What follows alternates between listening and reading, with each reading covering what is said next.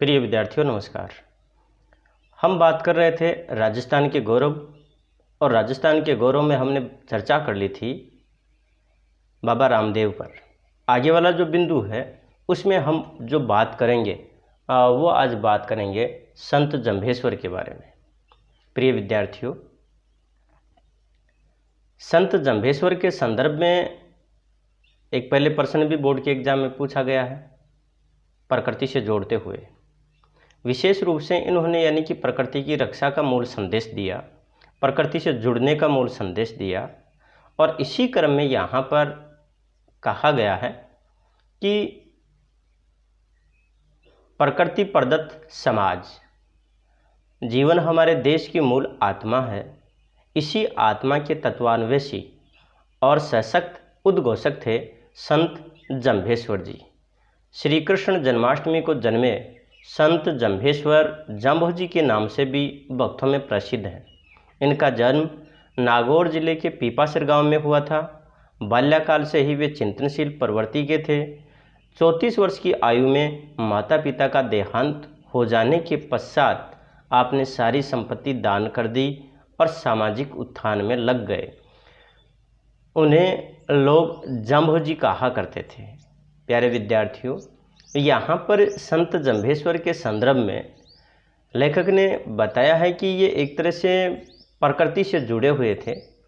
और जहाँ तक बात करें अपने देश की, तो हमारा जो सामाजिक जीवन है उस सामाजिक जीवन में भी क्या है, एक तरह से प्रकृति की रक्षा की जो भावना है और वो हमेशा के लिए बनी हुई है, जुड़ी हुई है।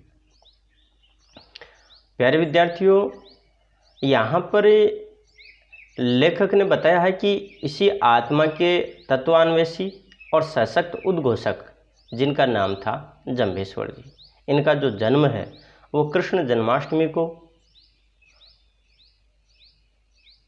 जन्माष्टमी को हुआ। और इन्हें यानी कि संत जंभेश्वर या जंभोजी के नाम से भी जाना जाता है। इनका जन्म नागौर जिले के पीपासर गांव में हुआ और बाल्यावस्था से ही ये बहुत ज़्यादा चिंतनशील प्रवृत्ति के थे। 34 वर्ष की आयु में इनके माता पिता का देहांत हो गया और उसके बाद में तो एक तरह से जीवन में नया मोड़ आ गया और इन्होंने एक मतलब नई शुरुआत करते हुए, या फिर यूँ कहें कि अपने जीवन को नई दिशा में लगाते हुए सब कुछ अपने पास जो भी था, अपनी सारी संपत्ति को इन्होंने दान कर दिया और सामाजिक कार्यों में ये लग गए थे। लोग इन्हें जंभोजी के नाम से भी जानते हैं।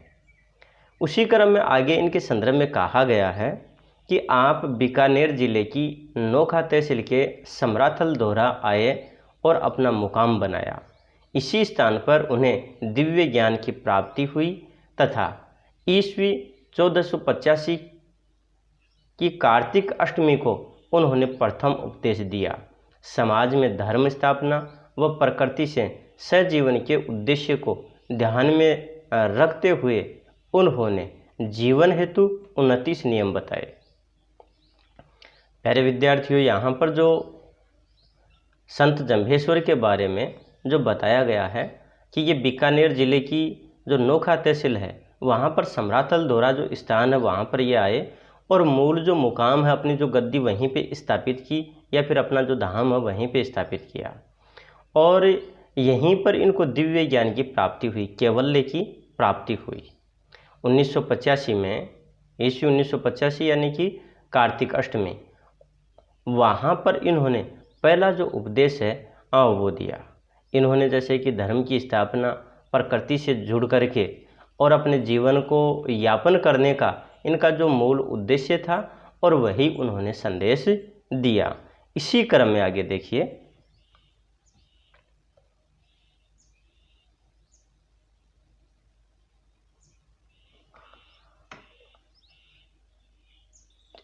इसी क्रम में उन्होंने 29 नियम बनाए। इन्हें मानने वाले बिश्नोई 20 अर्थात बिश्नोई कहलाए। ये सभी नियम सदाचार, जीवन की नियमितता तथा प्रकृति संरक्षण पर ही आधारित है। आपने कट्टरता पर भी निरंतर प्रहार किए, दुष्टों का निग्रह अपने चमत्कारी व्यक्तित्व से किया। आपने सुल्तान सिकंदर लोदी को भी गौ हत्या न करने के लिए राजी कर लिया था। यानी कि इनके द्वारा जो बताए गए जो नियम थे वो 29 नियम थे, यानी कि 20 और 9। और इसी से यानी कि ये जो बिश्नोई है ये शब्द बना, और बिश्नोई अपने आप में एक समाज या यूँ कहें कि एक धर्म है, जो कि इनके जो जितने भी जो नियम हैं 29, वो सारे के सारे नियम नैतिकता से जुड़े हुए हैं, सदाचार से जुड़े हुए हैं, जीवन की नियमितता से जुड़े हुए हैं और प्रकृति के संरक्षण पर आधारित हैं। इन्होंने यानी कि जो कट्टरता है उसके ऊपर प्रहार किया, और जो दुष्ट हैं उनको भी यानी कि उनका भी निग्रह किया, या यूँ कहें कि उनको भी शांत किया, उनका भी नाश किया, उनके व्यक्तित्व में बदलाव लेकर के आए। जैसे कि यहाँ पर सुल्तान जो सिकंदर लोदी है उनको भी अपने प्रभाव के कारण, अपने चमत्कार के कारण गाय की हत्या न करने के लिए उन्हें भी राजी कर लिया था। उसी क्रम में देखिएगा,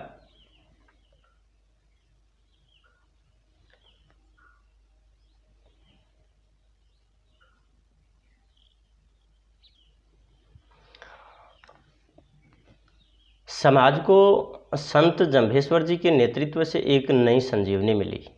कई विधर्मी भी उनसे प्रभावित होकर उनके शिष्य बने। सरल व सुखी जीवन के इन नियमों के कारण लोग बड़ी संख्या में उनके अनुयायी बने। अपने विराट व्यक्तित्व के कारण वे सहज ही लोक मन के देव बन गए। बीकानेर जिले के लालसर गांव में समाधि लेकर उन्होंने अपनी जीवन लीला पूर्ण की। प्यारे विद्यार्थियों, यहाँ पर जो लेखक इनके संदर्भ में बात कहता है वो ये कह रहा है कि जो संत जम्भेश्वर हैं उनके नेतृत्व में लोगों को एक नया जीवन दान मिला। बहुत से ऐसे जो विधर्मी थे, दुष्ट थे, जो वो उनसे प्रभावित होकर के उनके शिष्य बने, इनके सानिध्य में आ गए, और सरल और सुखी जीवन के इन नियमों के कारण लोग बड़ी संख्या में उनके अनुयायी बनते चले गए। और इन्होंने अपना जो विराट व्यक्तित्व था उसी के कारण वे सहज ही लोगों के मन के देव बन गए। बीकानेर जिले के जो लालसर गांव है वहाँ पर इन्होंने समाधि ली और अपनी जो जीवन लीला है उसको वहीं पर उन्होंने पूर्ण कर लिया। फिर इसके बाद में यानी यहाँ पर उसी क्रम में बताया है,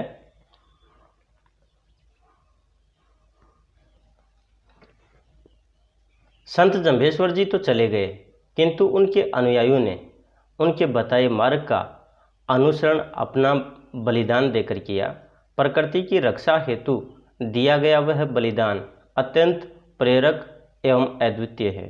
जोधपुर जिले के एक गांव खेजड़ली आज भी इस बलिदान का साक्षी है। बात सन 1730 की है। जोधपुर महाराजा ने अपने सैनिकों को राज्य कार्य हेतु वृक्ष काटकर लाने को कहा। सैनिकों ने खेजड़ली गांव को उपयुक्त समझा, क्योंकि इस गांव के प्रत्येक खेत में बहुतायत में खेजड़ी अर्थात समी वृक्ष थे। राजा के सैनिक इस गांव में आ धमके। प्यारे विद्यार्थियों, यहाँ पर जो बात कही गई है और वो बात ये बताई कि इनके जो अनुयायी हैं वो हमेशा उसी मार्ग पर चल रहे हैं, और इसका जो अनुसरण है वो भी यानी कि इन लोगों ने अपना बलिदान देकर के एक मिसाल कायम की है। प्रकृति की रक्षा के लिए इनके द्वारा दिया गया जो बलिदान है वो अपने आप में प्रेरणा देने वाला है, अनुपम है, अद्वितीय है। यहाँ पर इसी तरह का एक कोई घटनाक्रम आता है जो खेजड़ली ग्राम नाम से यानी कि या खेजड़ली आंदोलन के नाम से वो बहुत ज़्यादा चर्चित है, प्रसिद्ध है। यहाँ पर बता रहा है कि जो जोधपुर जिला है उसमें एक गांव है जिसका नाम है खेजड़ली, और वहाँ पर 1730 ईस्वी में जोधपुर का महाराजा जो था उन्होंने अपने सैनिकों को आदेश दिया कि कोई राज्य कार्य हेतु वृक्ष काट कर लाने हैं। उनके जो सैनिक हैं और वो उस गांव में आए और उन्होंने यही मान के चले कि ये जो गांव है उस दृष्टि से बहुत ज़्यादा उपयुक्त है, यहाँ पर आसानी से उन्हें वृक्ष मिल जाएंगे।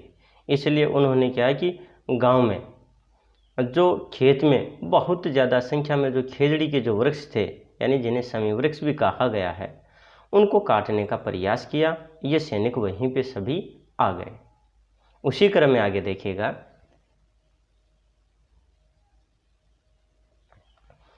गांव की एक माता इमरता देवी को जब इसका पता लगा तो वे दौड़कर खेत में पहुंची और खेजड़ी न काटने हेतु समझाने लगी। इतने में गांव के लोगों को भी पता लगा और वे भी अब वहां आ गए।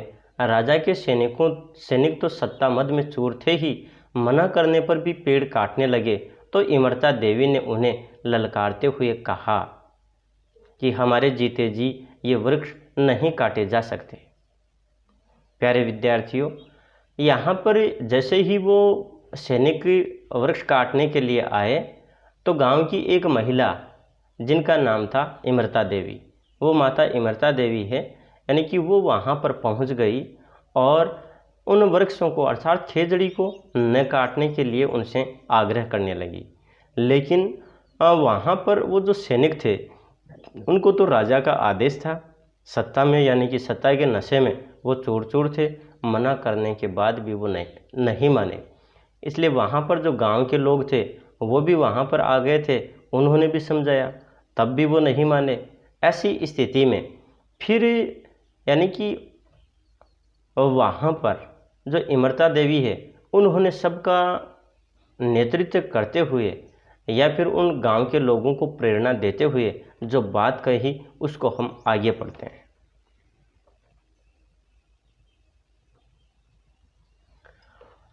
इमरता देवी ने गांव के लोगों को प्रेरणा देते हुए कहा कि सरसाटे रूख रहे तो भी सस्ता जान। सभी स्त्री पुरुष एक एक पेड़ के आगे खड़े हो गए। परम वीरांगना इमरता देवी, उनकी तीनों पुत्रियां अस्सी, रत्नी व भागुबाई तथा पति रामोजी ने अपना बलिदान दिया।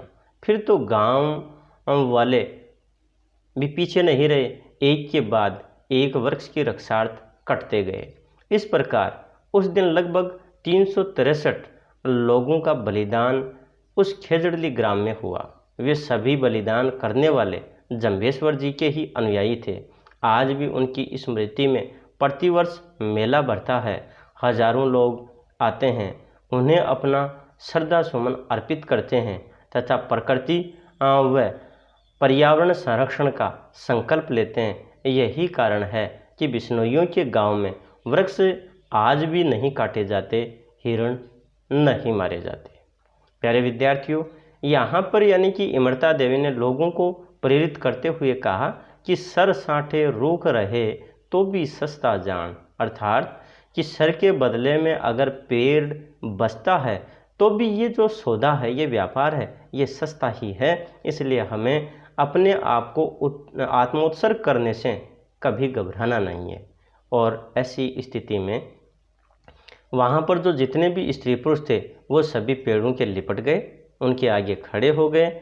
और वहाँ जो परम वीरांगना जो इमरता देवी है, उनके परिवार के सभी सदस्य अर्थात उनकी जो तीनों बेटियां हैं वो अस्सी, रत्नी और भागुबाई, और इमरता देवी के जो पति हैं वो भी वहीं पे बलिदान हो गए।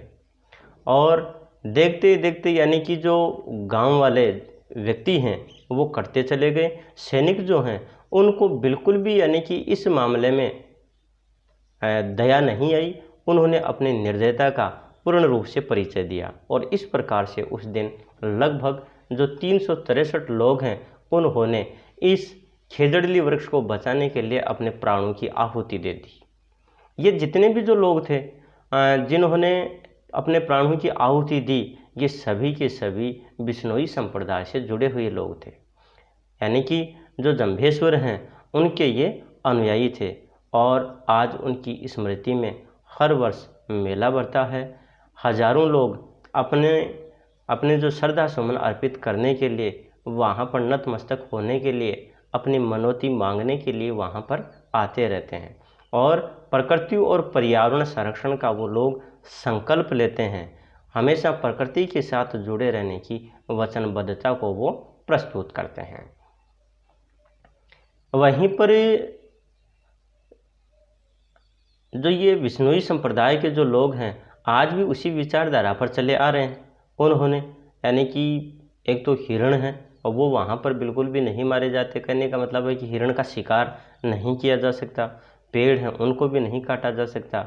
और पिछले सालों में तो यानी कि वहाँ पर जो फिल्मी दुनिया के कुछ सितारे थे उन्होंने भी यानी कि ऐसी कोशिश की थी जिसके कारण उन पर भी जो न्यायालय है काफ़ी दिनों तक उसमें यानी कि वहाँ पर उन फिल्मी सितारों की जो पेशियाँ हैं वो पड़ती रही और वो मामला काफ़ी दिनों तक चलता भी रहा और चल भी रहा है। इस प्रकार से प्यारे विद्यार्थियों, ये जो बिंदु है ये बिंदु अपना यानी कि संत जम्भेश्वर है उनका बिंदु पूर्ण होता है और हम अब एक नए बिंदु के साथ आपसे आगे चल कर के मुलाकात करेंगे। वो जो नया बिंदु है अपना वो होगा पूज्य गोविंद गुरु। तो हम आपसे मिलेंगे फिर उस नए बिंदु के साथ। तब तक के लिए नमस्कार, धन्यवाद।